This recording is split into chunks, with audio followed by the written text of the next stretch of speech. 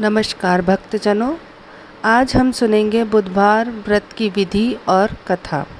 बुध ग्रह की शांति तथा सर्व सुखों की इच्छा रखने वाले स्त्री पुरुषों को बुधवार का व्रत करना चाहिए तथा श्वेत पुष्प, श्वेत वस्त्र तथा श्वेत चंदन से बुध भगवान की पूजा करनी चाहिए। इस व्रत में दिन में एक ही बार भोजन करना चाहिए। दान में सिर्फ सफ़ेद वस्तुएं ही देनी चाहिए। इस व्रत के समय हरी वस्तुओं का उपयोग करना श्रेष्ठ होता है। व्रत के अंत में शंकर जी की पूजा धूप, दीप, बिल्वपत्र आदि से करनी चाहिए। साथ ही बुधवार की कथा सुनकर आरती के बाद प्रसाद लेकर जाना चाहिए। बीच में नहीं उठना चाहिए। तो आइए सुनते हैं बुधवार व्रत की कथा। एक व्यक्ति अपनी पत्नी को विदा करवाने ससुराल गया। कुछ दिवस रहने के पश्चात उसने सास ससुर से अपनी पत्नी को विदा करने के लिए कहा, किंतु सास ससुर तथा अन्य संबंधियों ने कहा कि आज बुधवार का दिन है, आज के दिन गमन नहीं करते।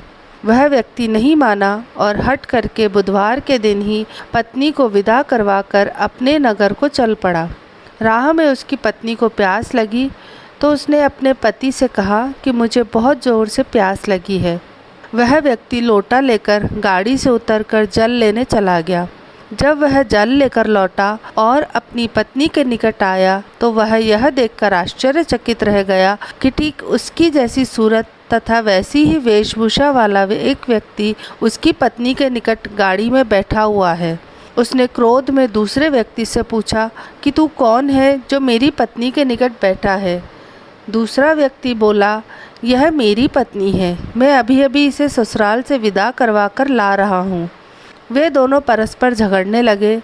तभी राज्य के सिपाही आए और उन्होंने लोटे वाले व्यक्ति को पकड़ लिया तथा स्त्री से पूछा, तुम्हारा असली पति कौन सा है। उसकी पत्नी शांत ही रही, क्योंकि दोनों एक जैसे थे। वह किसे अपना पति कहे।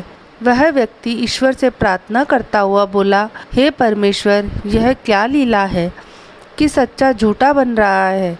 तभी आकाशवाणी हुई कि मूर्ख, आज बुधवार के दिन तुझे गमन नहीं करना था, तूने किसी की बात नहीं मानी।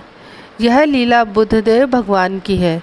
उस व्यक्ति ने बुद्धदेव से प्रार्थना की और अपनी गलती के लिए क्षमा की याचना की। तब मनुष्य के रूप में आए भगवान बुद्धदेव अंतर्ध्यान हो गए।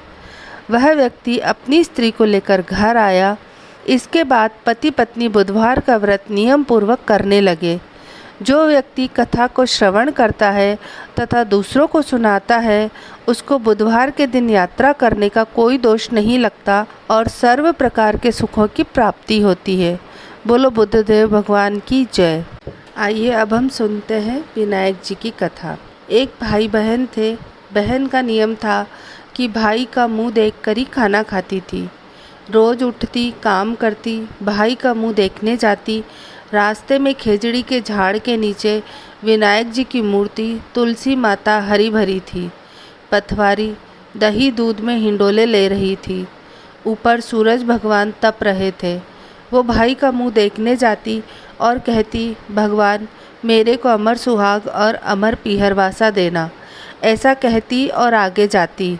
रास्ते में झाड़ झंझाड़ थे जिससे उसके पैर में कांटे चुभते। घर गई, भाई का मुंह देखा और बैठी। भाभी ने पूछा, बाई जी पैरों में क्या हुआ।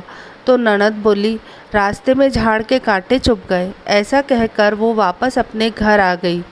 भाभी पति को कहने लगी, रास्ता साफ करवाओ, आपकी बहन के पैर में कांटे चुभते हैं।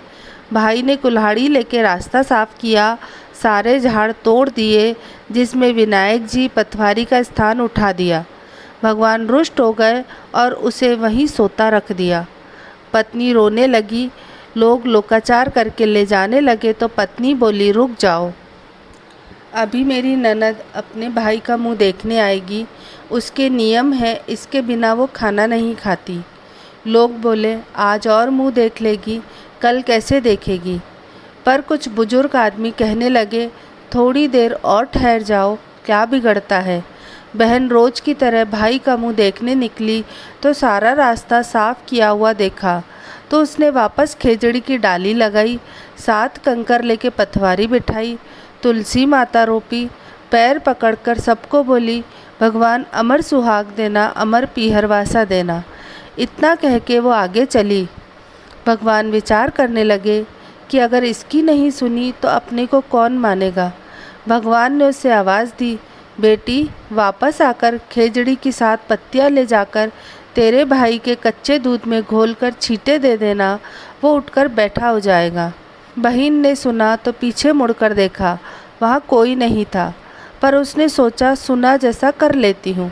7 पत्तियाँ लेकर वो भाई के घर आई तो देखा भाभी रो रही है, लोग बैठे हैं और भाई की लाश रखी है। वो घर में गई, दूध की चरी लाई, उसमें पत्तियाँ घोली, भाई के शरीर पर अमृत के छींटे दिए। भाई उठकर बैठ गया और बहन से बोला, बहुत ही गहरी नींद आई है। बहन बोली, ऐसी नींद दुश्मन को भी ना आए। भैया तुमको रास्ता साफ करने की किसने कहा? भाई बोला, तेरी भाभी ने कहा। तो बहन बोली, भाई तूने रास्ता साफ किया तो भगवान के स्थान को भी उठा दिया। मैं जब आई तो वापस ऊंचे बैठा कर आई हूँ। भगवान ने मेरी सुनी, जैसी सबकी सुनना, सबकी लाज रखना, अमर सुहाग देना, अमर पीहरवासा देना। तो दोस्तों ये थी हमारी आज की कथा। आपको हमारा ये वीडियो कैसा लगा नीचे कमेंट करके हमको ज़रूर बताइएगा। और अगर आपको ये वीडियो अच्छा लगे तो इस वीडियो को लाइक करिएगा, हमारे चैनल को सब्सक्राइब करिएगा और इस वीडियो को अपने परिवार और मित्रजनों के साथ शेयर करिएगा। धन्यवाद।